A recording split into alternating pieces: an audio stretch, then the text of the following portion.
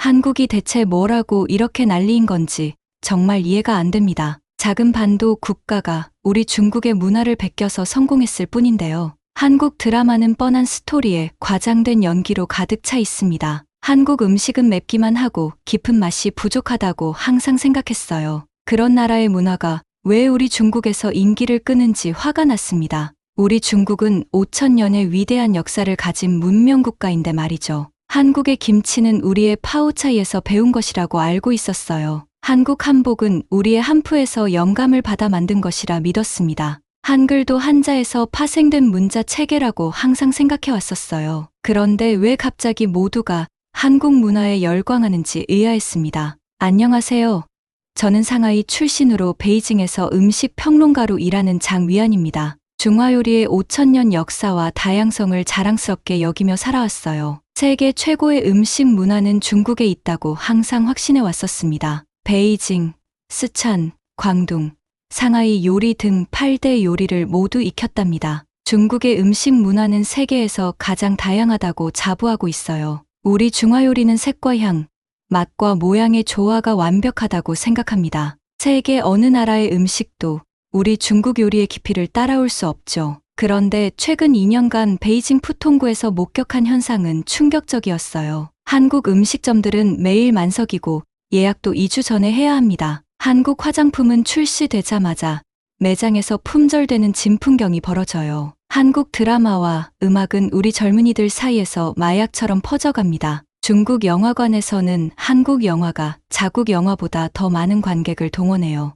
베이징의 젊은이들은 한국어를 배우기 위해 학원에 몰려들고 있습니다. 중국 쇼핑몰에는 한국 패션 브랜드들이 가장 좋은 자리를 차지했어요. 심지어 우리 부모님 세대까지 한국 드라마에 빠져 있다니 황당합니다. 내 친구 왕리는 한 달 전에 한국 여행을 다녀온 후 완전히 변해버렸어요. 한국 화장품만 사용하고 한국 음식만 먹으며 한국어를 공부합니다. 심지어 중국 음식이 한국 음식보다 맛없다고 말하는 배신자가 되었죠. 주변 사람들이 하나둘 한국 문화에 물들어가는 모습이 안타까웠습니다. 중국인으로서 처음엔 이 현상이 정말 못마땅했습니다. 왜 우리의 훌륭한 문화를 두고 한국에 열광하는지 이해할 수 없었죠. 그래서 저는 이 이상한 현상을 직접 파헤쳐보기로 결심했습니다. 한국 문화가 과연 그렇게 특별한지 아니면 일시적 유행인지 말이에요. 중국 최대 미디어 그룹의 지원을 받아 한국 문화 탐방을 시작했습니다.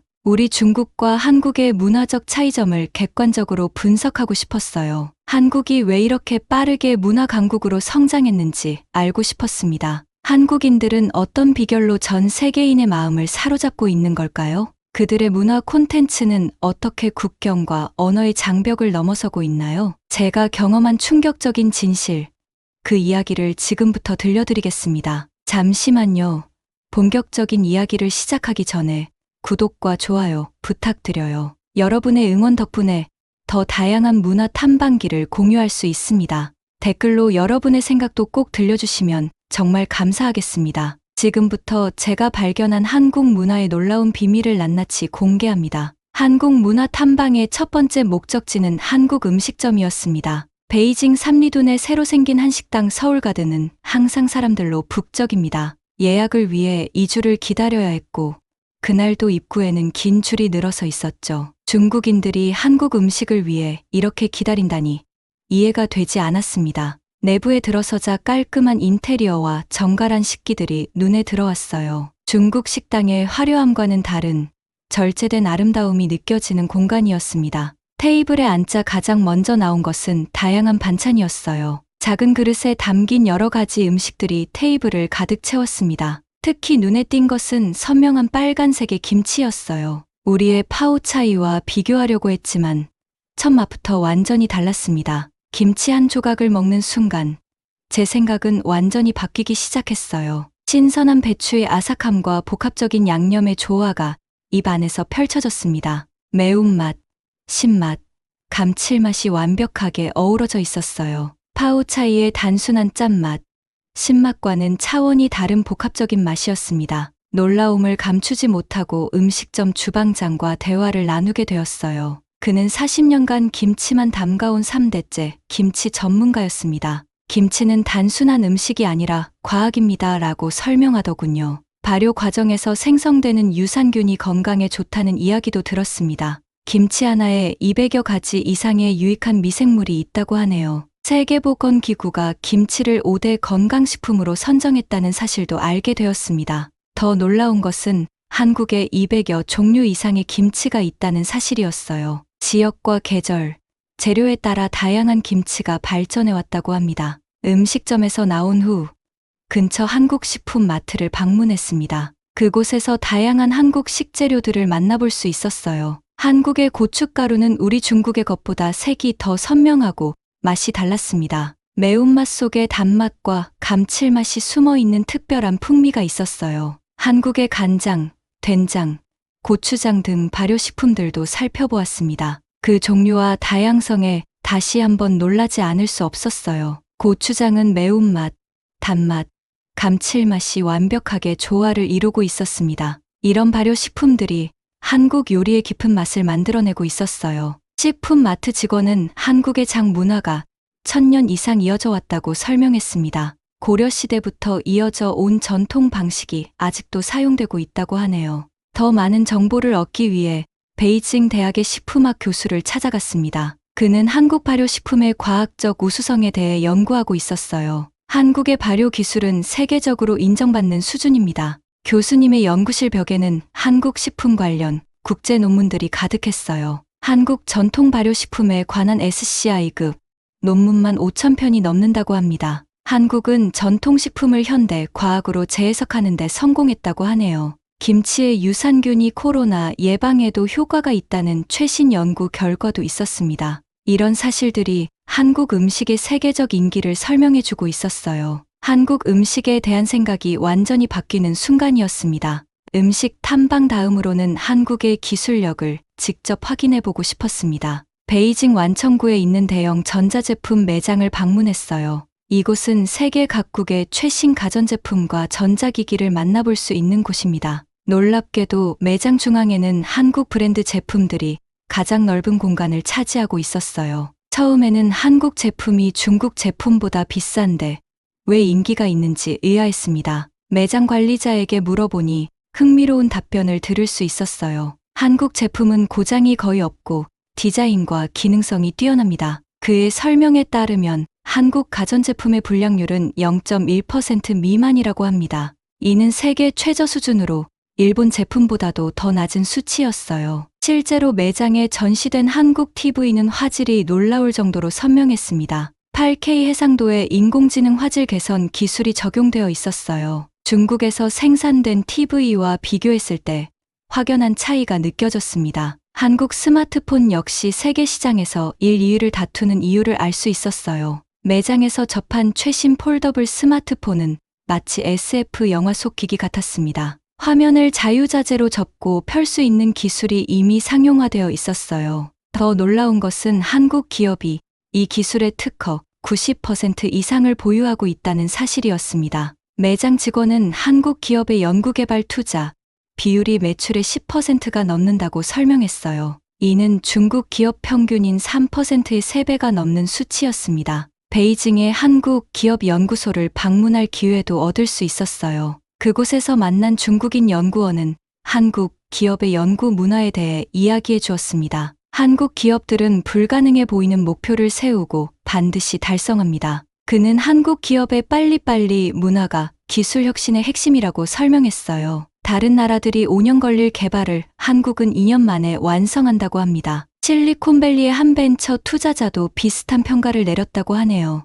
한국은 세계에서 가장 빠르게 신기술을 상용화하는 나라입니다. 특히 반도체 분야에서 한국의 기술력은 이미 세계 최고 수준이었어요. 한국은 메모리 반도체 시장 점유율 70% 이상을 차지하고 있었습니다. 최근에는 시스템 반도체와 인공지능 칩 분야로 영역을 확장하고 있었어요. 한국의 첨단 제조 기술은 배터리 분야에서도 빛을 발하고 있었습니다. 전기차 배터리 세계 시장의 40% 이상을 한국 기업들이 점유하고 있었어요. 중국도 전기차 시장에서 급성장하고 있지만 배터리 기술은 아직 한국에 뒤처져 있었습니다. 이런 사실을 알게 되자 한국의 기술력을 무시했던 제 태도가 부끄러워졌어요. 한국은 단순히 중국의 기술을 복제한 것이 아니라 독자적인 혁신을 이루고 있었습니다. 더욱 놀라운 것은 한국의 미래 기술 개발 속도였어요. 6G 통신, 퀀텀 컴퓨팅, 우주 기술 등 첨단 분야에서도 빠르게 성장하고 있었습니다. 한국 정부는 GDP의 5% 이상을 연구개발에 투자하고 있었어요. 이는 OECD 국가 중 가장 높은 수준이었습니다. 한국의 국제특허 출원 건수는 인구 대비 세계 1위라는 사실도 알게 되었어요. 작은 나라에서 이토록 많은 혁신이 이루어지고 있다니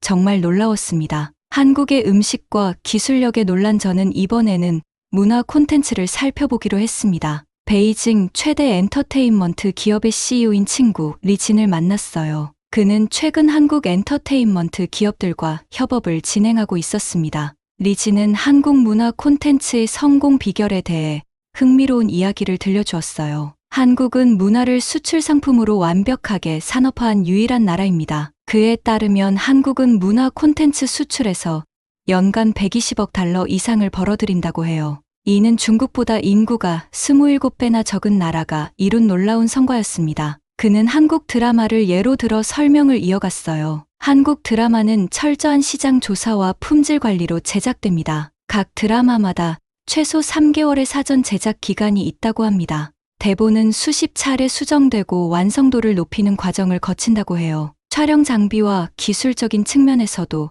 할리우드 수준의 투자가 이루어진다고 합니다. 특히 한류 스타들의 철저한 훈련 과정에 대한 이야기가 충격적이었어요. K-팝 아이돌들은 데뷔 전 평균 5년에서 7년의 훈련 기간을 거친다고 합니다. 하루 10시간 이상 댄스, 보컬, 연기, 언어 등을 배우며 준비한다고 해요. 중국 연예인들의 평균 훈련 기간인 1, 2년과는 비교할 수 없는 시간이었습니다. 리진은 한국 엔터테인먼트 회사의 글로벌 마케팅 전략도 설명해 주었어요. 그들은 철저하게 현지화 전략을 펼치면서도 한국적 정체성을 유지합니다. 예를 들어 K-팝 그룹은 중국어, 일본어, 영어 등 다양한 언어로 노래를 발표해요. 하지만 음악 스타일과 안무의 독창성은 항상 한국적 특성을 유지한다고 합니다. 이런 이야기를 들으며 한국 문화 콘텐츠의 성공이 우연이 아님을 깨달았습니다. 베이징 대학의 문화인류학 교수도 한국 문화의 특성에 대해 설명해 주었어요. 한국 문화는 전통과 현대를 완벽하게 융합시킨 사례입니다. 그는 한국의 문화 콘텐츠가 동양적 가치관과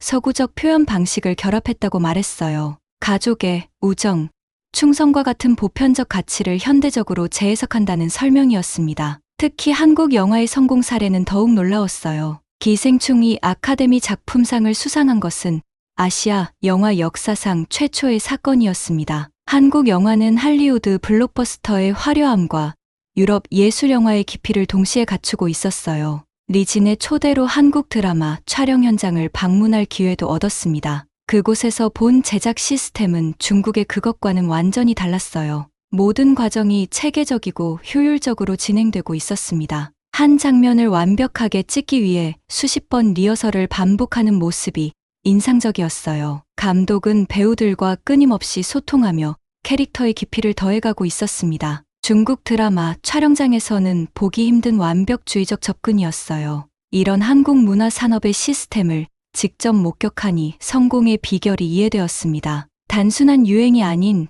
철저한 준비와 투자의 결과물이었어요. 한국 문화가 세계적으로 인정받는 이유를 조금씩 이해하기 시작했습니다. 문화 콘텐츠에 대한 탐구 다음으로 한국의 교육 시스템을 살펴보고 싶었습니다. 베이징에 있는 한국국제학교를 방문할 기회가 생겼어요. 이 학교는 한국교육부의 정식 인가를 받은 제외 한국학교였습니다. 학교 관계자의 안내로 캠퍼스를 둘러보며 많은 것을 배울 수 있었어요. 가장 먼저 눈에 띈 것은 학생들의 집중력과 학습 열정이었습니다. 오전 8시부터 오후 10시까지 공부하는 학생들의 모습이 놀라웠어요. 중국의 교육열도 높지만 한국의 교육 시스템은 또 다른 차원이었습니다. 교장 선생님과의 대화에서 한국 교육의 특징에 대해 자세히 들을 수 있었어요. 한국 교육의 강점은 기초학문에 대한 철저한 훈련입니다. 수학, 과학 분야에서 한국 학생들이 세계 최상위권을 유지하는 이유를 알 수 있었어요. OECD 국가 중 수학,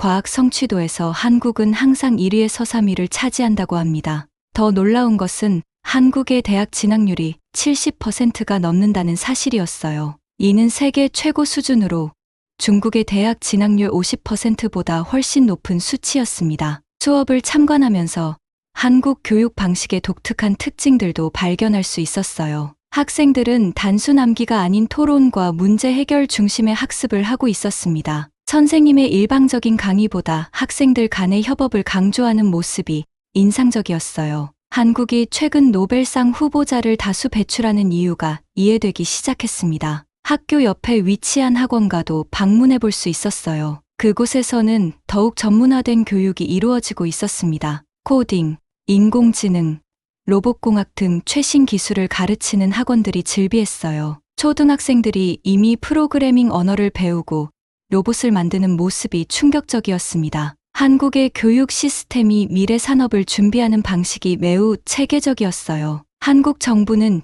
GDP의 5% 이상을 교육에 투자하고 있다고 합니다. 이는 OECD 국가 중 최상위 수준으로 교육을 국가 발전의 핵심으로 여기는 증거였어요. 한국의 인적 자원 개발 시스템은 국가 경쟁력의 핵심이었습니다. 특히 한국의 평생교육 시스템도 매우 발달해 있었어요. 직장인들을 위한 재교육 프로그램이 체계적으로 마련되어 있었습니다. 4차 산업혁명에 대비한 직무 전환 교육도 활발하게 이루어지고 있었어요. 중국도 교육에 많은 투자를 하지만 한국의 교육 시스템은 더 효율적으로 보였습니다. 한국 교육의 또 다른 특징은 글로벌 인재 양성에 중점을 둔다는 점이었어요. 영어 교육이 유치원부터 시작되며 제2외국어 교육도 매우 중시한다고 합니다. 실제로 한국 학생들의 외국어 실력은 아시아에서 최상위권이라고 해요. 이러한 교육 시스템이 한국의 글로벌 기업들이 성공할 수 있는 밑바탕이 되었습니다. 한국 기업들이 세계 시장에서 성공할 수 있었던 비결 중 하나가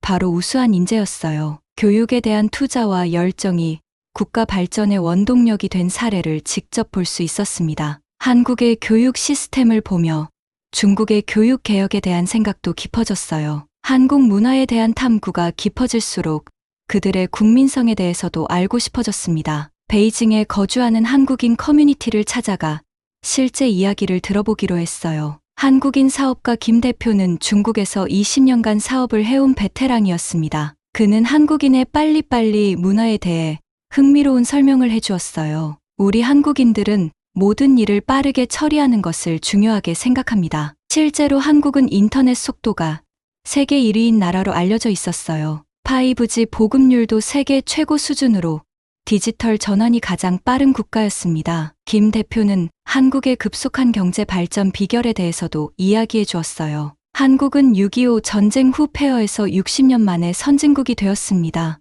1인당 GDP가 60년 동안 400달러에서 34,000달러로 85배 증가했다고 해요. 이는 세계 경제 역사상 유례없는 성장 속도라고 합니다. 한국이 이루어낸 한강의 기적은 세계 경제사의 교과서가 되었다고 하네요. 더 놀라운 것은 한국이 원조를 받던 나라에서 원조를 주는 나라로 바뀐 유일한 사례라는 점이었습니다. 이런 빠른 발전의 원동력이 궁금해 더 깊이 물어보았어요. 김 대표는 한국인의 근면성과 집단 지성을 핵심 요인으로 꼽았습니다. 한국인들은 새벽부터 밤늦게까지 일하는 것을 마다하지 않습니다. OECD 국가 중 노동시간이 가장 긴 나라 중 하나가 한국이라고 해요. 하지만 단순히 오래 일하는 것이 아니라 효율적으로 일한다는 점이 중요했습니다. 한국의 노동 생산성은 아시아에서 일본 다음으로 높다고 해요. 또한 한국인들의 집단적 협업, 능력도 눈여겨볼 만했습니다. 위기 상황에서 한마음으로 뭉치는 국민성이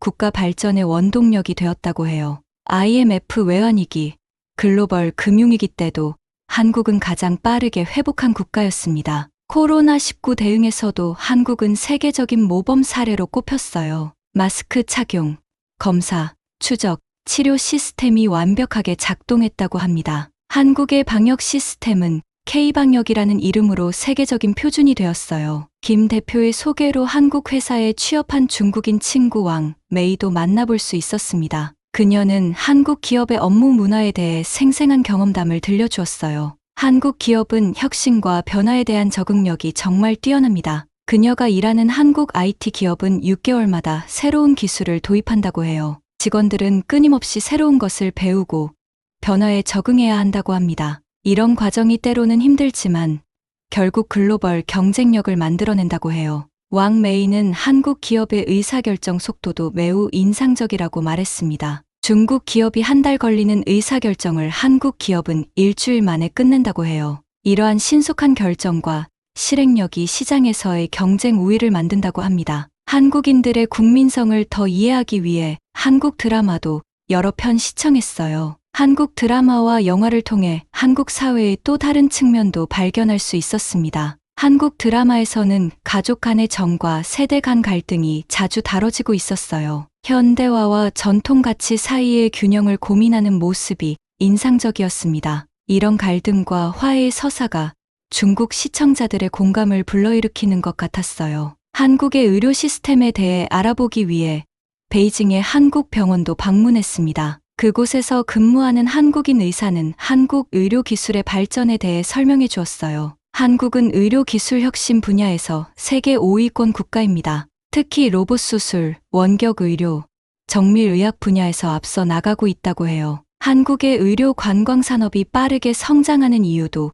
이해할 수 있었습니다. 매년 약 50만 명의 외국인이 치료를 위해 한국을 방문한다고 합니다. 중국인도 한국의 성형 수술과 암 치료를 받기 위해 많이 방문한다고 해요. 한국의 의료 시스템은 높은 기술력과 합리적인 비용으로 경쟁력을 갖추고 있었습니다. 한국의 국민건강보험 제도도 매우 효율적으로 운영되고 있었어요. 전 국민의 98%가 의료보험 혜택을 받으며 세계에서 가장 짧은 대기 시간을 자랑한다고 합니다. MRI 촬영을 당일에 받을 수 있는 나라는 선진국 중에서도 흔치 않다고 해요. 한국의 의료 시스템이 WHO에서 모범 사례로 소개되는 이유를 이해할 수 있었습니다. 또한 한국의 환경 기술과 지속 가능한 발전 전략에도 관심이 생겼어요. 베이징 환경 포럼에서 만난 한국인 환경 전문가의 발표가 매우 인상적이었습니다. 한국은 1960년대에서 70년대 심각한 환경오염을 겪었지만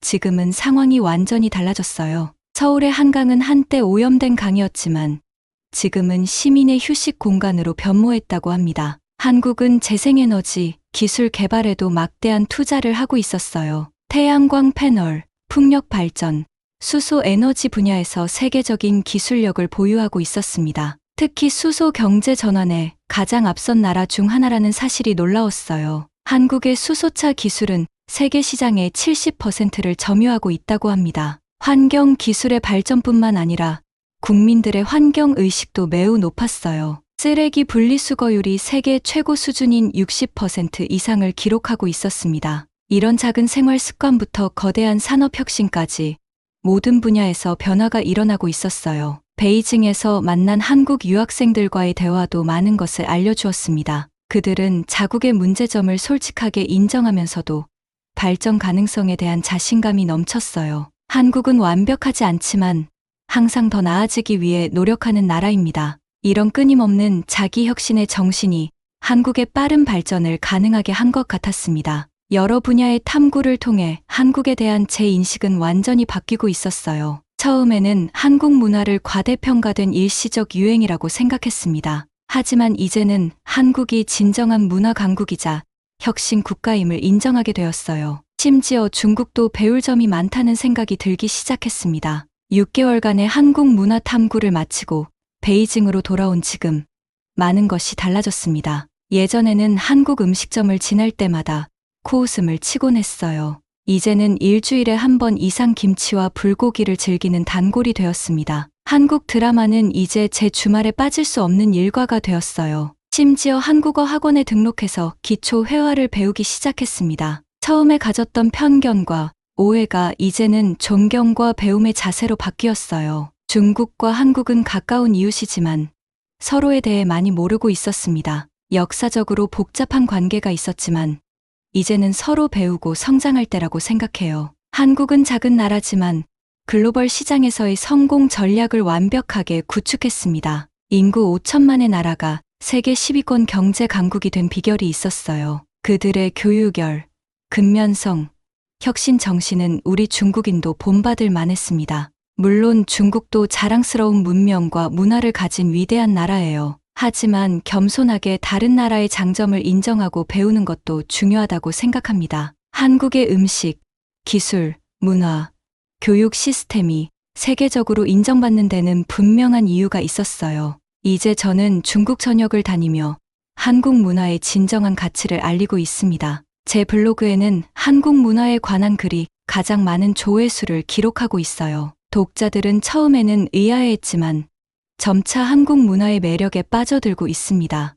얼마 전에는 중국 국영방송에서 한국 문화 전문가로 출연하기도 했어요. 많은 중국인들이 한국에 대한 편견을 버리고 새롭게 바라보길 바랍니다. 양국이 서로의 문화를 존중하고 배우면 더 큰 시너지가 생길 거라고 확신해요. 한국의 음식을 통해 맛의 조화를 배웠고 기술을 통해 혁신의 중요성을 깨달았습니다. 드라마와 영화를 통해 감성적 스토리텔링의 힘을 느꼈어요. 교육 시스템을 통해 인재 양성이 국가 발전의 핵심임을 이해했습니다. 한국인의 근면성과 열정은 어떤 어려움도 극복할 수 있다는 것을 보여주었어요. 그들의 환경 기술과 의료 시스템은 미래를 준비하는 자세를 가르쳐 주었습니다. 한국 문화를 통해 배운 가장 큰 교훈은 불가능은 없다는 정신이었어요. 작은 나라가 세계를 움직일 수 있다는 것을 한국이 증명했습니다. 우리 중국도 한국의 이런 정신을 배워 더 발전할 수 있을 거라고 생각해요. 지금까지 제 한국 문화 탐방기를 시청해 주셔서 정말 감사합니다.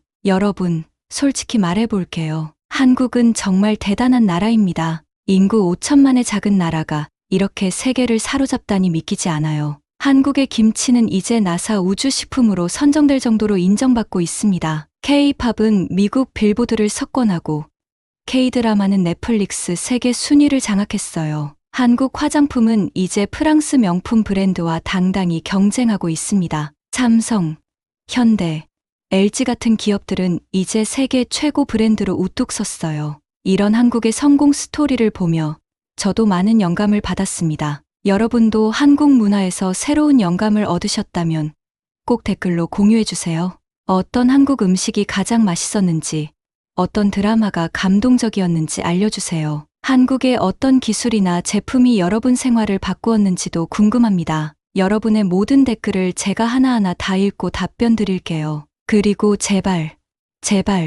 구독과 좋아요 버튼 꾹꾹 눌러주세요. 여러분의 한 번의 클릭이 저에게는 엄청난 힘이 된답니다. 앞으로 더 다양한 한국 문화의 숨겨진 보석들을 찾아 여러분께 소개할게요. 다음 영상에서는 한국의 최첨단 스마트 시티와 미래 기술을 탐방할 예정입니다. 한국의 놀라운 혁신이 세계의 미래를 어떻게 바꾸고 있는지 함께 알아봐요. 여러분 모두가 저희 문화 탐험에 함께 해주셔서 진심으로 감사드립니다. 다음 영상에서 더 놀라운 한국의 모습으로 찾아올게요.